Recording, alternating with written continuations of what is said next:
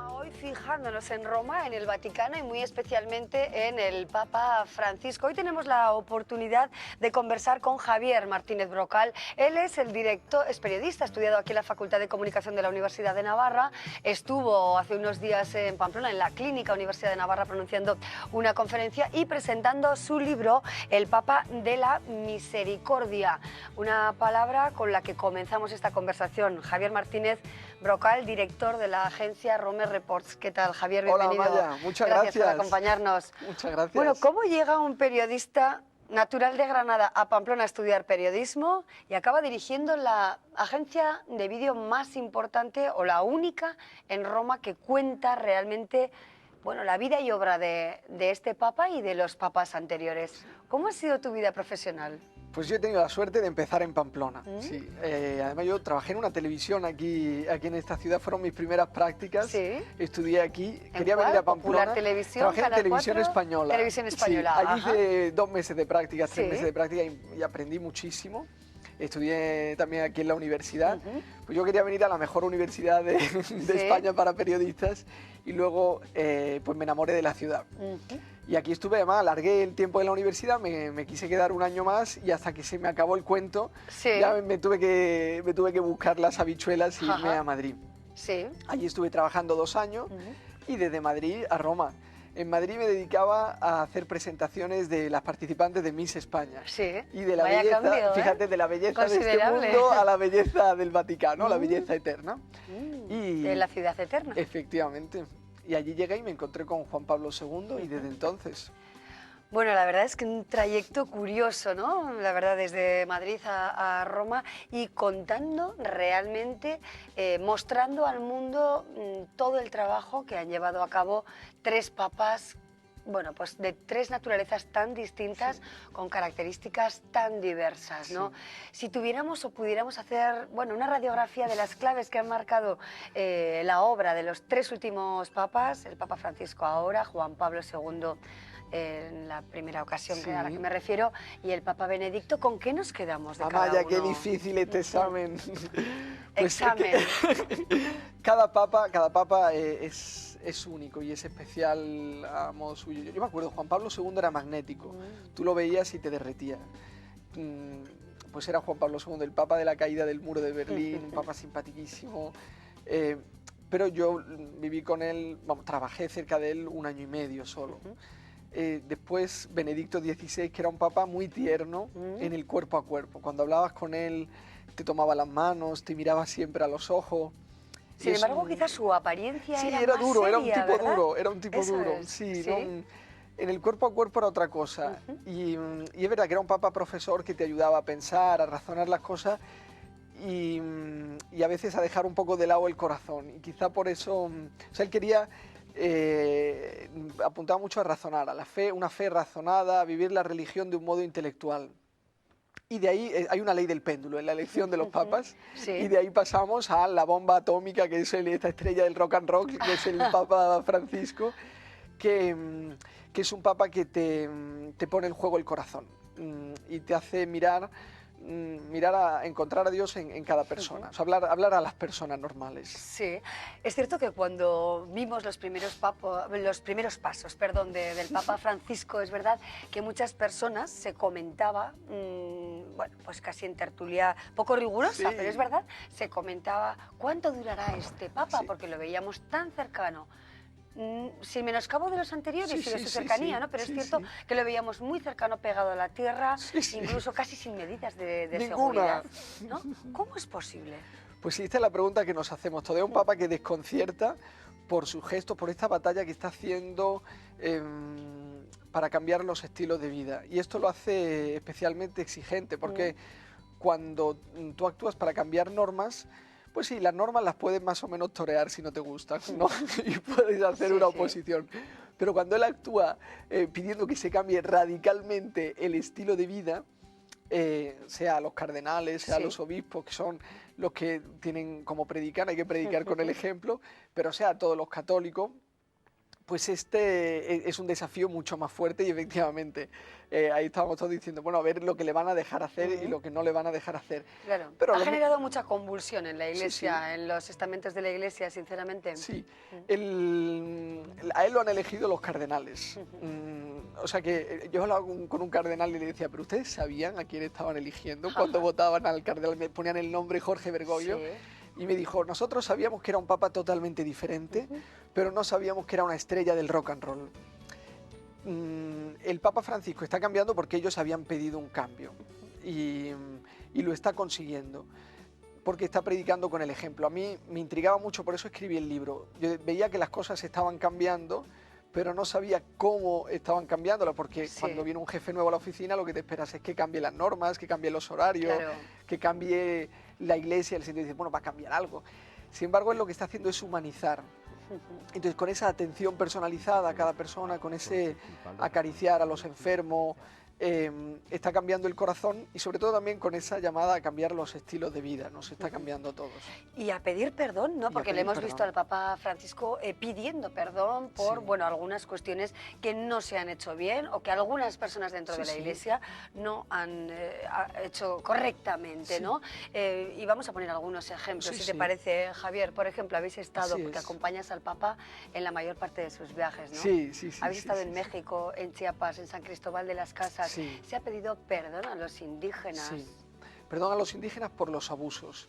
El Papa, para ser, bueno, en honor a la verdad hay que decir que Juan Pablo II pidió perdón, ¿te acuerdas que pidió perdón también por las persecuciones de cristianos a los hebreos?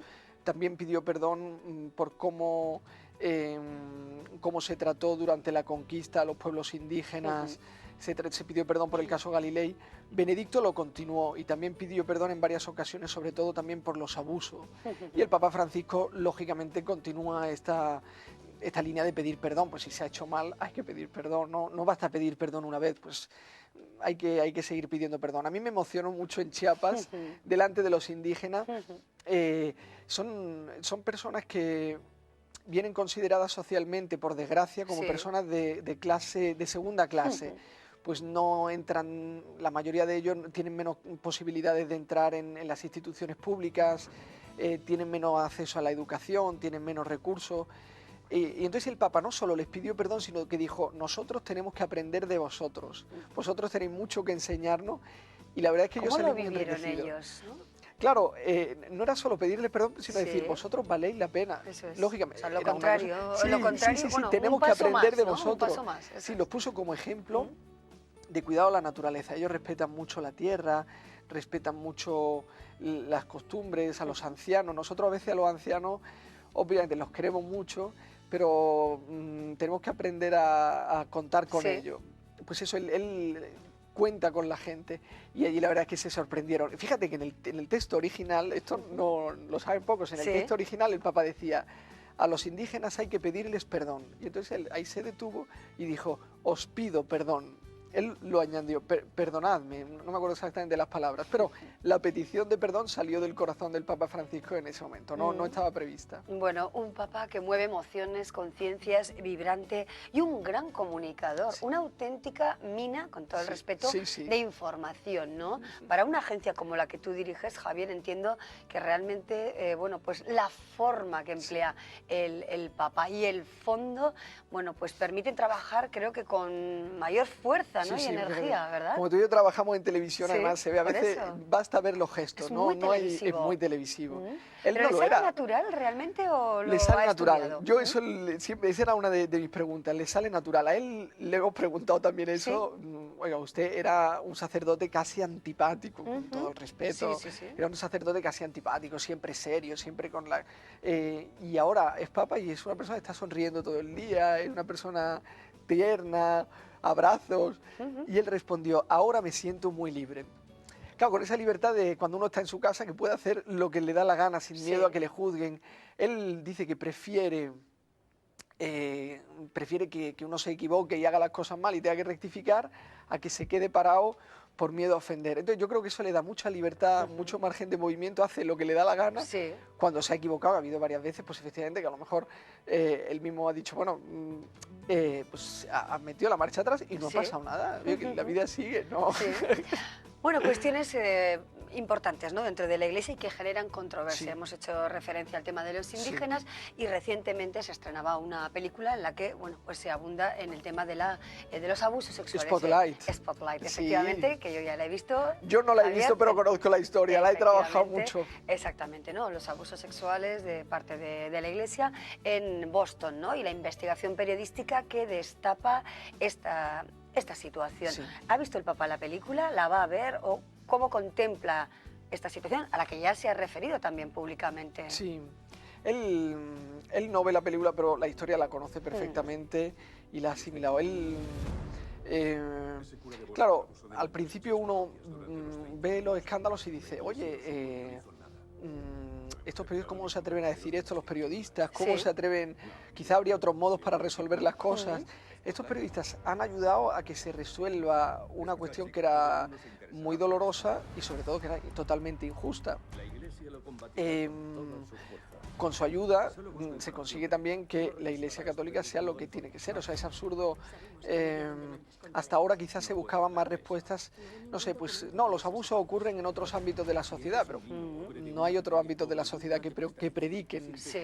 Entonces, estas historias como la de Spotlight y otras han ayudado a que se haga la limpia. Luego me preguntaba sobre la opinión del Papa sobre los abusos. Él lo que ha hecho ha sido, también lo hizo Benedicto, ¿no?, reunirse con víctimas. A mí me cambió también mi percepción del problema cuando a mí personalmente, cuando me reuní yo con víctimas y escuché sus historias y el drama que les crea los abusos que han vivido ellos o algún familiar cercano. Cambia totalmente la percepción personal. Sí. Y el encuentro del Papa con esas personas que sufrieron esos abusos sexuales cuando eran personas, bueno, de pequeña edad, cuando eran niños, efectivamente, les ha reconfortado de alguna manera el hecho de haberse podido encontrar con el máximo responsable de la Iglesia. Eso es lo que ellos decían, que eso les ha cambiado también a ellos. A veces basta solo sentirse escuchados. Obviamente hay que reparar el daño que se ha hecho, ¿no? Pero humanamente saber que la persona, que el líder de la Iglesia Católica conoce tu situación y se hace cargo de ella, va bien. Por eso el Papa obliga, el otro día en el avión nos lo decía, si hay un obispo que conoce un caso de abusos y no aparta del sacerdocio a esta persona, se conforma quizá con cambiarlo de ambiente, ese obispo debería dimitir, debería presentar su... La percepción del problema ha cambiado radicalmente. El Papa ha creado también ahora una comisión que lo que está haciendo es crear, organizar las cosas de modo que si hay abusos se detecten rápido. Es como si tienes un cura que roba en el supermercado. Tú lo que no puedes hacer es decir, bueno, pero hay mucha gente que roba en el supermercado. No vale ese argumento. Luego, no puedes decir, bueno, pues lo cambio de parroquia porque robará en otro supermercado. Pues si este cura es un delincuente, tú lo último que puedes hacer es defenderlo. Este cura está haciendo un daño. Este cura no es cura, está aprovechándose del sacerdocio para, en este caso, abusar de menores, que es un delito que grita venganza a la presencia de Dios. Yo creo que la Iglesia sí es seria en luchar contra esta situación, pero que no debe bajar la guardia, no debe bajar la guardia, porque es fácil que se repitan, por desgracia.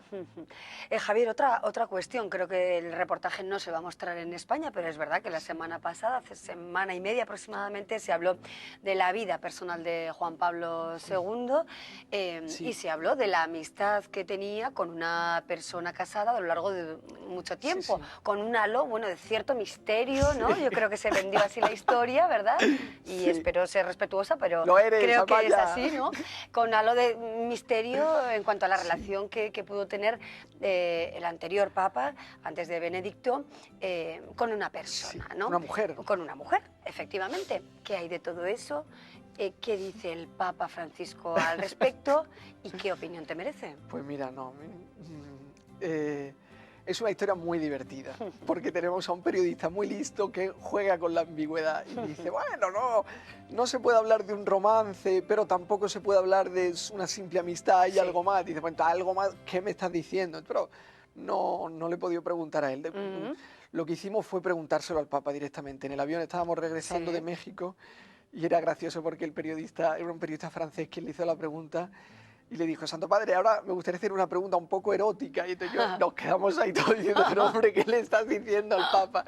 Y le contó esta historia de Juan Pablo II. Y el Papa dijo que él, efectivamente, es una historia que ya se conocía en el 79, cuando aparecieron las primeras fotografías.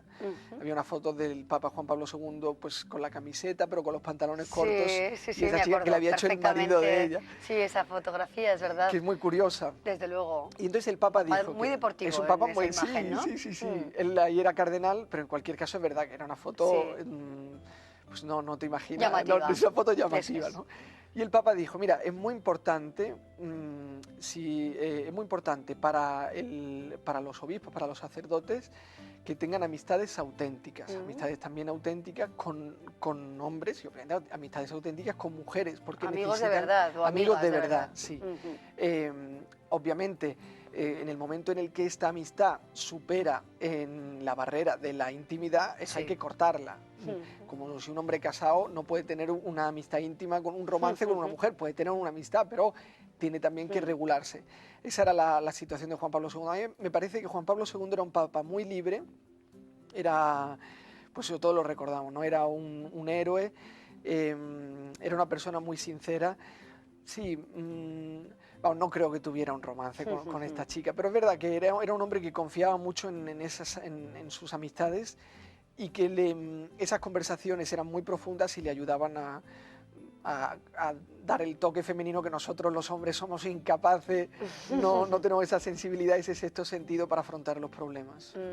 Bueno, interesante desde luego, ¿no? También ese punto de vista. ¿Y el actual Papa tiene alguna persona de su absoluta y máxima confianza, independiente de fíjate, este es el misterio de los misterios. ¿no? Este es el misterio de los misterios. ¿Quién es amigo del Papa? Eso es. Al Papa le molesta mucho que se presenten como amigos del Papa, porque durante un poco de tiempo hubo gente que se aprovechaba de esta amistad y salieron como los hongos, como las setas, amigos íntimos del Papa Francisco. Él lo que ha hecho ha sido, sus secretarios, que hasta ahora, ¿te acuerdas del secretario de Benedicto, que era un tipo muy guapo, Georg Ganswein, muy conocido? El secretario de Juan Pablo II era don Estanislao, que era cardenal, pues eran personas conocidas. Los dos secretarios del Papa Francisco se conocen, se sabe quién son, pero no figuran en público, son personas que trabajan en la sombra. Y él se consulta mucho, él lo que hace es por la mañana tiene la agenda pública y por la tarde recibe a mucha gente para tener una percepción real de problemas reales de personas reales. Fíjate, él lo que hace, por ejemplo, entre muchas cosas, es una tontería, ¿no? Pero una vez llegó a su comedor a comer y no estaban las cosas preparadas. Y entonces entró en las cocinas para pedir: oye, si me lo podéis pasar antes. Y se encontró que todas las cocineras y camareros, porque él vive del hotel donde vive, estaban comiendo juntos. Y dijo: estupendo, ¿puedo comer con vosotros? Entonces, gran alarma, estos se quedaron: bueno, sí, siéntese aquí. Le hicieron un hueco. Alucinados, ¿no? Alucinados. No me extraña. Le abrieron un hueco. Y desde entonces el Papa, una vez al mes o cada 2 meses, come con ellos, para escuchar problemas reales de personas reales. Pues la cocinera que le cuenta que se está separando, que no llegan a fin de más, vidas reales. Y eso le da una percepción de la realidad única. Javier, bueno, estamos en el tramo final, tenemos ya casi que ir concluyendo la entrevista, pero ¿cómo contempla el Papa nuestro país, convulso políticamente y también socialmente, ¿no? Con la complicación que tenemos actualmente? ¿Va a venir el Papa a España? Yo sé que a ti te gustaría que viniera a Andalucía sobre todo. Bueno, ¿verdad? no, y a Javier hay que traerlo como sea. Yo me llamo Javier, él es jesuita. ¿Qué posibilidades hay efectivamente de que venga el Papa a Navarra o a España próximamente? Claro. Pues mira, no lo sé.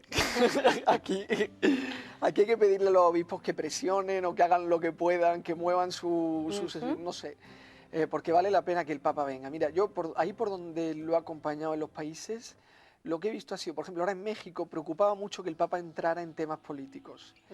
Y a mí me parece que en España, en este ambiente que tenemos pues de confrontación política en la que a veces es muy difícil hablar, haría falta un señor, no sé si es el Papa o no sé quién, que nos enseñe a hablar entre personas que no tenemos la misma opinión. Buen mediador. Sí, ¿Verdad? él allí en México lo que ha hecho es eso, crear el ambiente. En México hay una situación política quizá crispada diversamente de la crispación que hay en Sí. España, pero también de gran tensión. Y él ha conseguido crear el ambiente para que se pueda hablar con las personas con las que nunca llegará a un acuerdo. Y ha dado un consejo precioso. Ha dicho, cuando haya una negociación, vamos a ir con el propósito de perder todos un poco para que ganen todos. O sea, no ir con el propósito de ganar y de llevarme todo lo que yo me tengo que llevar. Pero eso en cualquier negociación de la vida. Perder un poco para que ganen todo. A mí es un consejo que también me sirve en el trabajo. Pero yo creo que si él viniera a España y lo dijera, pues no sé dónde, pues ayudaría muchísimo. Bueno, pues tomamos buena nota de todas estas ideas que se trasladan hoy aquí en este programa, que se han escuchado también en el marco de la Clínica Universidad de Navarra y que nos acercan de alguna manera a una figura única, ¿no? Como es el Papa Francisco, al que estamos teniendo la oportunidad de disfrutar y de conocer, al menos a través de agencias, por ejemplo, como la que diriges, ¿no? Javier Martínez Brocal, muchísimas gracias por acompañarnos. Ha sido un placer conocerte. Amaya, encantado. Gracias. Habrá que volver, porque hay mucho que contar. Con el Papa Navarra, sí, Javier. Nos lo vamos a traer, nota. Prometido. ¿De acuerdo? Gracias, Javier. Hasta otra ocasión. Gracias. Por octavo año consecutivo, Jesús Lorenzo se suma a Madrid Fashion Week para presentar su colección de otoño-invierno. Llega a Cibeles con Musas de Juventud, una propuesta con la que celebra su 40 cumpleaños. Estaba ahí con esa pequeña crisis, como se suele decir, de los 40, ¿no? Más bien haciendo un recuerdo un poco de aquellos años de juventud, ¿no? Entonces al final digo, jugar, y quería hacer una colección un poco que fuera yo, ¿no? O sea, que me sintiera a gusto, ¿no? O sea, muy pasional. El peletero navarro vuelve a demostrar con esta nueva colección que la piel también es para los jóvenes. Con esta máxima apuesta por diseños que dialogan con la estética sport y punk propia de la época dorada del grunge y del pop. Tenemos muchos remembers a esos años 90, ¿no? Sale la cazadora Bomber, ¿no? Pero bueno, llevamos unos cortes pues muy juveniles, o sea, con volúmenes, o sea, tratando el volumen, ¿no? También tratando mucho el color, también la forma de trabajar, ¿no? También los looks, ¿no? O sea, pues veremos prendas muy ponibles, o sea, muy del día a día, ¿no? O sea, yo creo que, siempre, o sea, son prendas como quien dice que se van a ver paseando por Carlos III, ¿no? O sea, que al final es un poco... Esa es la filosofía que tenemos un poco en Peletería Groenlandia. La actitud desenfadada de la temporada se dibuja a través de combinaciones de piel con textiles que visten bisones, merinos, martas y zorros equilibrados con nuevos formatos de astracán, lince o chinchilla. Aunque para esta ocasión Jesús Lorenzo ha elegido el patchwork asimétrico como gran protagonista. El azul es el color que más me gusta y que procuro siempre tener en mis colecciones. También hemos tenido rosas, pero lo hemos tratado, por ejemplo, en bisón, ¿no?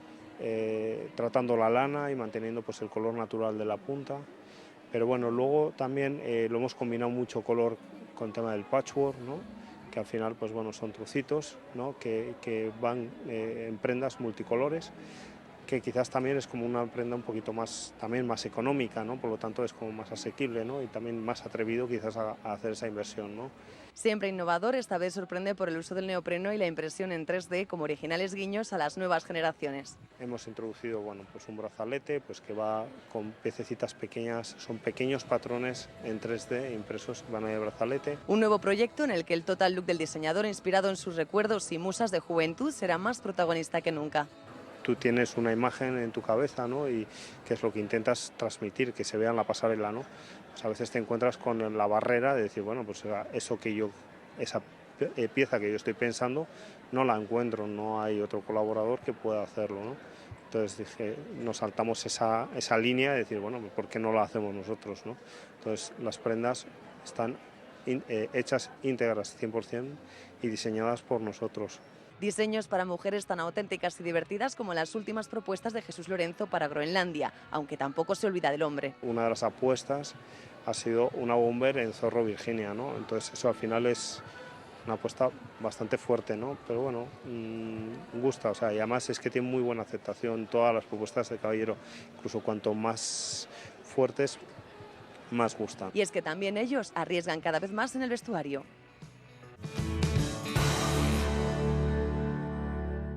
Hasta aquí llegamos después de hora y media de algunos de los contenidos más interesantes, de algunas de las personas más relevantes que han pasado por este plató. Les invitamos a que nos acompañen mañana. A partir de las 4 de la tarde vamos a recuperar la conversación que tuvimos la suerte de mantener en este programa con el autor vasco Bernardo Atxa, que pronunció una conferencia en Pamplona sobre Euskal Hiria. Con él hablamos bueno, pues de la paz, de la situación de Navarra, del País Vasco. Eso les proponemos para mañana. Será uno de los contenidos de nuestro programa. Ya saben que a las 4 pasamos ficha. Hasta pronto.